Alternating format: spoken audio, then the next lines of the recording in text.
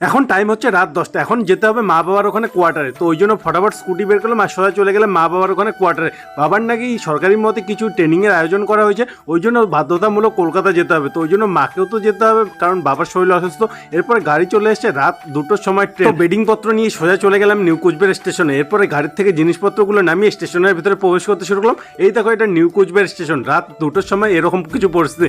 Train হলো 1 ঘন্টা late. রাত 3টের সময় ট্রেন চলে এসেছে আর কি। মা বাবাকে ট্রেনে তুলে দিলাম। মারও শরীর অসুস্থ, বাবারও শরীর অসুস্থ, কি জানি কীভাবে ম্যানেজ করবে। যাই হোক, আমি এখন চলে এলাম কোয়ার্টার রাত 4টার সময়। রাত 4টার সময় আর কি ঘুম ধরবে, 1 ঘন্টা পরে বাড়ি যেতে হবে। তো ওই জন্য একটু রেস্ট করে এখন জিনিসপত্র কিছু মা রেখে গেছিলো, তো এই জিনিসপত্রগুলো নিয়ে এখন বাড়ি যেতে হবে। তো স্কুটির মধ্যে জিনিসপত্র লোড করলাম আর সকাল সকাল বেরিয়ে পড়লাম। সকাল সকাল দেখো এই জায়গাগুলো কতটা ফাঁকা। সারাদিন এই জায়গাগুলো গাড়ি আর লোকজনের গ্যাঞ্জামে ভর্তি থাকে। ভাবলাম সকাল সকাল ফ্রেশ হাওয়া পাবো, কিন্তু নোংরা আবর্জনার জন্য একদম নাক জ্বলে গেল।